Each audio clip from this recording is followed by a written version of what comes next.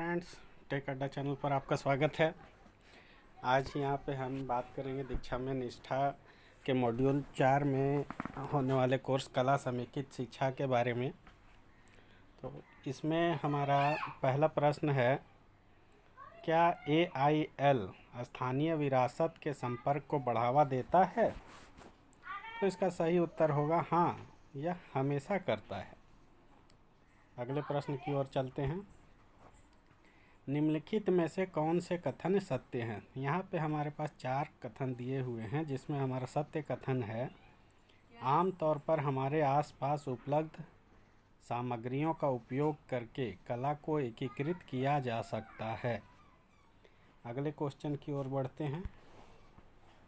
अगला प्रश्न है, निम्नलिखित में से कौन सा प्रदर्शन कला के अंतर्गत नहीं आता है? तो वाद्य संगीत नहीं आता है। अगला क्वेश्चन है, एप्रिसिएटिंग आर्किटेक्चर शीर्षक वाली गतिविधि जुड़ी हुई है। तो वो जुड़ी है साहित्यिक कला के साथ। अगले प्रश्न की ओर बढ़ते हैं। अगला प्रश्न है, कला एकीकृत शिक्षा क्या है?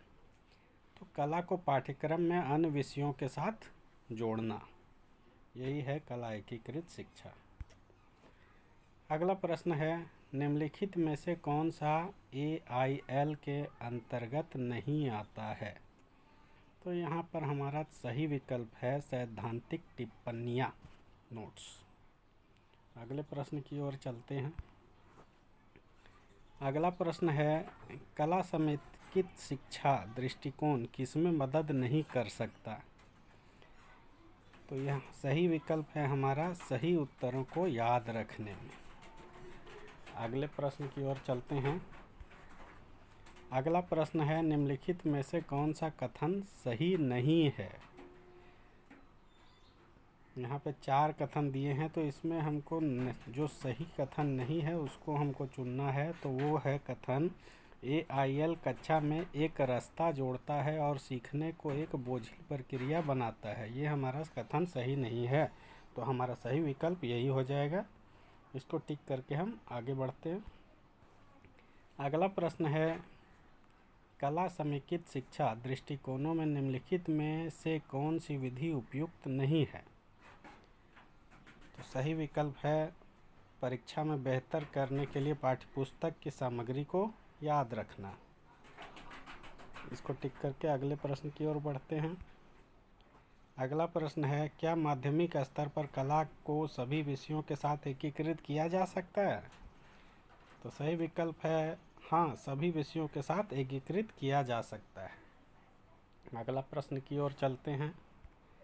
अगला प्रश्न है, विशेष आवश्यकता वाले बच्चों CWSN को बेहतर तरीके से सीखने के लिए लगाया जा सकता है कला अनुभव करने में। अगले प्रश्न की ओर चलें।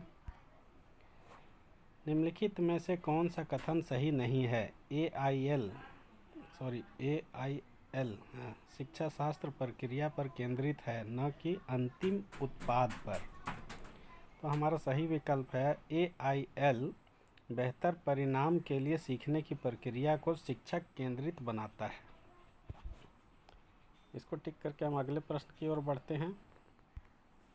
अगला प्रश्न है, कला एकीकृत शिक्षा किसको बढ़ावा नहीं देता है? तो सही विकल्प है सामग्री का सटीक संस्मरण। अगले प्रश्न की ओर चलते हैं। अगला प्रश्न है, निम्नलिखित में से कौन सा कला एकीकृत शिक्षा द्वारा पूरा नहीं किया जाता है? सही विकल्प है छात्र सभी कला रूपों के विशेषज्ञ बनते हैं।